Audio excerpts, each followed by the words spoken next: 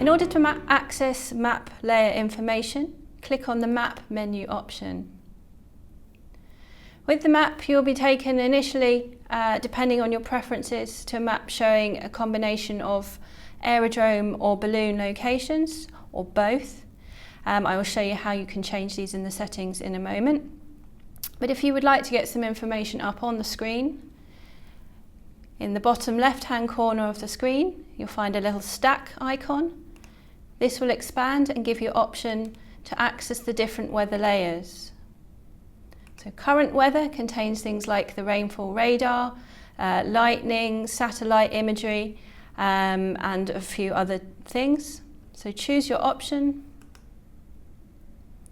and it'll be displayed on the page. You can drag. You see there's not much rain on this image, there's some near the Channel Islands. If you want to deselect that layer, just simply click on it once more. Forecast layers are also available here, such as wind and temperature. For this, the navigation is slightly different because we have the choice of altitude selection. If you click on wind and temperature, you'll be initially taken to the lowest of the available layers. If you wish to go to a different one, click on the little right-hand icon and you can choose a different elevation. All of these map layers you can zoom in, either using the scroll options on your mouse, by using a touchscreen device to pan and zoom, or to use the zoom buttons on the right-hand side. And then at any time, if you wish to clear your map layer, just deselect it.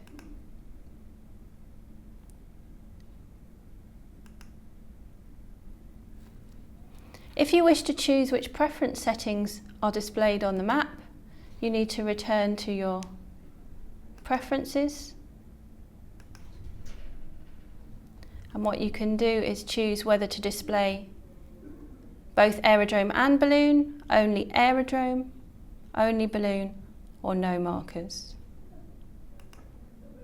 And for aerodrome map layers, you have the choice of whether to display the IKO, the name, or none.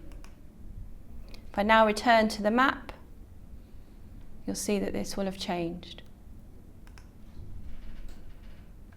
And I only have aerodrome markers. If you click on a single site location, for an aerodrome you get a pop-out box with some additional information. And on the screen with ballooning locations, if you click on those, you'll be taken to the ballooning forecast page. If you're using the map on a mobile device, most of the functionality still remains. You still will have access to your layer picker. You can see the keys, which are scrollable if they're long enough.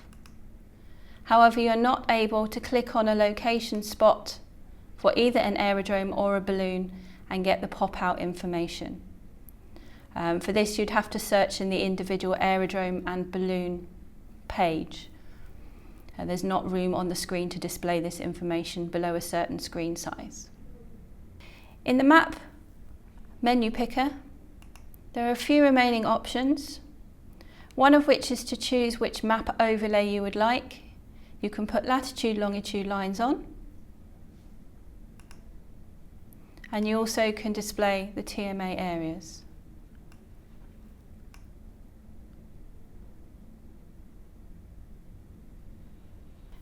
If you'd like to save the map view that you're using, perhaps you're zoomed in on a particular part of the country, you now have the option to do this in the map layer picker. Right at the bottom is the option to save map views. Simply click Add a map view when it's showing the view that you would like. Give it a name. If you'd like it to be default, click Default and then Save. You can save up to 10 different preferences that you'll be presented to in a list here that you can switch between which one you'd like to be your default.